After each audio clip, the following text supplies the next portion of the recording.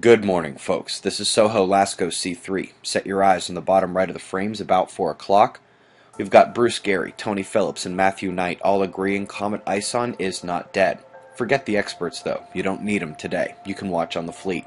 ISON has entered the Soho Lasco C3 beautifully. Much better than it looked on stereos. Remember, tomorrow at 12:15 p.m. Eastern Time, right at lunch, we're pre-gaming Thanksgiving with a Google Plus Hangout to watch ISON's perihelion live on SDO together. We'll start with a recap of everything we know up till now, and then we'll watch it slingshot around the sun. Folks, the latest GOES-R instrument is cleared for installation. Can't believe we still have 2 years to wait for that beauty to fly to the heavens. Good article out of New Zealand here discussing why the earthquakes felt there feel more powerful than usual. Top recommendation for locals. Last 48 hours of the eastern US here. Now let's slow that down and pull the GOES Media movie with color background. It's 19 degrees Fahrenheit outside my door and there's 3 inches of snow on the ground, but Columbus, Ohio appears to have gotten lucky compared to my former hometown of Pittsburgh. One thing about a large snowstorm blanketing the skies over this large of an area is that if a major fireball, say, were to come, nobody would be able to see it. That appears to be what happened. Flashes illuminated the clouds, booms could be heard for hundreds of miles, and in some places locals ran outside fearing earthquakes. We're going to keep it with the RSOE and head to South Africa. We have a mass bird die-off, but this time we know the cause. It's an intentional poisoning and beheading. Some locals apparently believe the brains of those birds bring good fortune, trying not to throw up.